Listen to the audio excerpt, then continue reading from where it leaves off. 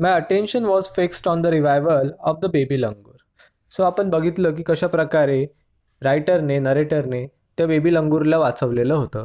आणि जेव्हा ते त्याला फर्स्ट एड देत होते आणि त्यांनी त्याला खायला बनाना वगैरे दिलं, हे सर्व सुरू असताना त्यांचं पूर्ण लक्ष त्या बेबी लंगूरच्या रिवायवल म्हणजे त्याला पुन्हा जिवंत करणे किंवा पुन्हा बरं करणे याकडे त्यांचं लक्ष लागून होतं. Suddenly I had an uncanny feeling of being watched. अचानक त्यांना एक अशी अनकॅनी म्हणजे अनकम्फर्टेबल फिलिंग आली की कोणीतरी त्यांना बघत आहे. I turned away from the coop and looked up. So ते त्या खुराड्याच्या बाजूला झाले आणि त्यांनी वर बघितलं. There sat the mother langur on our kitchen roof. तिथे मदर लंगूर म्हणजे त्या बेबी लंगूरची आई त्यांच्या किचन रूफवर बसलेली होती. Watching every move I made. आणि जे जे लेखकांनी केलं होतं त्या बेबीला वाचवण्यासाठी ते सर्व ती बघत होती. She simply sat there quietly. ती शांतपणे फक्त तिथे बसून होती. As if convinced that no harm was being done to her child. जणू काही तिला खात्री होती की तिच्या पिलाला कुठलीही इजा पोचवण्यात येणार नाही. Meanwhile the baby sense the presence of his mother. मध्यंतरी त्या बाळाला सुद्धा आपली आई आजूबाजूलाच आहे असं जाणवलं. And started to sob and cry a little louder. आणि आता तो अधिक जोरानं रडू लागला. I retreated from the door of the coop to allow the mother access to her baby. लेखक त्या दरवाजाच्या बाजूला झाले आणि त्यांनी त्या मदर लंगूरला तिच्या बाळाजवळ जाण्यासाठी रस्ता करून दिला. Immediately the mother descended on the floor of the coop and picked up the baby in her arms.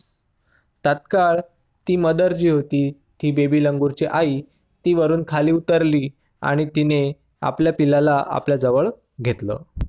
She gave the baby a thorough body inspection to check his injuries. तिने त्या पिलाला पूर्ण check केलं, त्याचं संपूर्ण शरीर निहाळलं, check केलं की त्याला कुठं कुठं जखमा झालेल्या आहेत. And then cuddled him tightly in her bosom. आणि नंतर तिने त्याला आपल्या कुशीमध्ये घेऊन मिठी मारली. The baby found great solace in her caring arms. त्या बाळाला सुद्धा आपल्या आईच्या त्या केअरिंग आर्म्समध्ये जाऊन आपल्या आईच्या जवळ जाऊन अतिशय सोलस म्हणजे अतिशय छान वाटलं, सुकून वाटला. The mother sat still with the baby in her lap for a few minutes. अशा प्रकारे ती आई आपल्या बाळाला आपल्या कुशीमध्ये घेऊन तिथेच काही मिनिटभर बसून राहिली.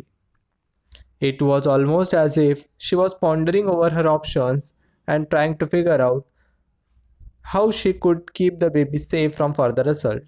जणू काही ती विचार करत असावी, पॉन्डरिंग म्हणजे खोल विचार करत असावी की आता तिच्यासमोर कोणते कोणते ऑप्शन आहेत आणि ती फिगर आउट करत असावी की कशा प्रकारे ती पुढे होणाऱ्या अटॅक्सपासून आपल्या बेबीला वाचवू शकेल. For a few seconds the mother langur looked straight into my eyes. काही सेकंदांसाठी लेखक म्हणतात की त्या मदर लंगूरने स्ट्रेट माझ्या डोळ्यांमध्ये बघितलं. Even today I cannot forget that look in her eyes.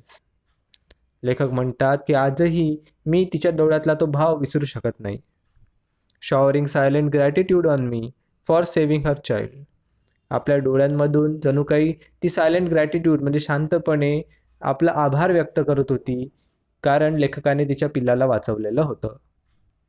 I was overwhelmed by the emotion. लेखक म्हणतात की तिचे ते भाव पाहून, तिचे ते इमोशन्स पाहून मला फार हल्ल्यासारखं आतून गदगदून आलं. The sentiment and the way she said thanks to me. तिच्या भावना आणि ज्या पद्धतीने तिने लेखकांना थँक्यू म्हटलं होतं तिच्या पिल्लाला वाचवण्यासाठी, ते बघून लेखकांचं मन भरून आलं. There sat a universal mother holding a stricken child in her lap. तिथे एक वैश्विक आई बसली होती जिने आपल्या स्ट्रायकन चाइल्ड म्हणजे आत्ताच अतिशय मोठा शॉक भोगलेल्या पिलाला किंवा मुलाला आपल्या कुशीत घेऊन एक वैश्विक आई युनिव्हर्सल मदर तिथे बसली होती. म्हणजे जणू काही प्राण्याची असो किंवा माणसांची असो, ज्या पद्धतीने एका आईने रिॲक्ट व्हायला पाहिजे तशा पद्धतीने ती रिॲक्ट होत होती. Then in a flash she jumped with her baby clinging to her belly and reached our kitchen roof. आणि नंतर एका झटक्यात तिने आपल्या पिलाला आपल्या कुशीला आपल्या पोटाला कवटाळून एका झटक्यात तिने त्यांच्या किचनवर उडी घेतली. She surveyed the area for the vicious male langur. तिने इकडे तिकडे बघितलं की कुठे तिला तो दृष्ट मेल लंगूर दिसतो का. and then leapt away in the direction opposite to the place of the violent encounter. आणि जिथं तो व्हायलेंट एन्काउंटर झाला होता, जिथं ती चकमक घडली होती, त्याच्या अगदी विरुद्ध दिशेला ती मदर लंगूर आपल्या पिल्लाला घेऊन निघून गेली. The brief meeting with the mother and the baby langur, convinced me that interspecies communication and mutual trust is indeed a reality, and should anyone strike the right chord, the relationship hums into action. त्या रात्री जे एक brief meeting झाली, एक थोडक्यात जे भेट झाली त्या मदरची, बेबी लंगूरची रायटरसोबत, त्याने त्यांना कन्व्हिन्स केलं की इंटरस्पेसिस कम्युनिकेशन म्हणजे विविध प्रजातींमधील संवाद अँड म्युच्युअल ट्रस्ट आणि एकमेकांविषयी वाटणारा विश्वास इज इंडिड अ रियालिटी, हे खरोखरच अस्तित्वात येणाऱ्या गोष्टी आहेत.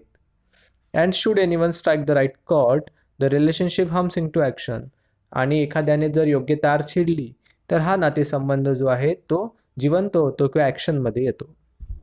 The mother langur showed me that food was not the only means of communication between man and animal. त्या आईने, त्या मदर लंगूरने दाखवून दिलं की फक्त अन्न हे प्राण्यांमध्ये आणि माणसांमध्ये संवादाचं एकमेव माध्यम नाही, but that there were only other means of establishing a bond through trust, compassion and mutual trust. पण त्या व्यतिरिक्तही इतर पद्धतीने आपण एक बॉन्ड, एक संबंध निर्माण करू शकतो. तो निर्माण करू शकतो आपण ट्रस्ट म्हणजे विश्वास, कंपॅशन म्हणजे दया आणि म्युच्युअल अंडरस्टँडिंग म्हणजे एकमेकांना समजून घेण्यापासून. 55 years have passed since that day. लेखक म्हणतात की आज त्या घटनेला 55 वर्ष उलटून गेले. I am now 70 years old. आज मी 70 वर्षाचा आहे. But I still fondly remember that encounter of a special kind. पण ते म्हणतात की मला आजही the encounter of special kind म्हणजे त्या दिवशी ती घडलेली चकमक जशीच्या तशी स्पष्टपणे आठवते. तर तपन मुखर्जी यांनी लिहिलेला हा लेसन आहे. आय होप सर्वांना लेसन खूप चांगल्या पद्धतीने समजलं असणार. समजलं असल्यास नक्की व्हिडिओला लाईक करा, मित्रांबरोबर शेअर करा. नवीन असाल तर सबस्क्राईब करायला विसरू नका. I will see another video. Till then take care. Good bye.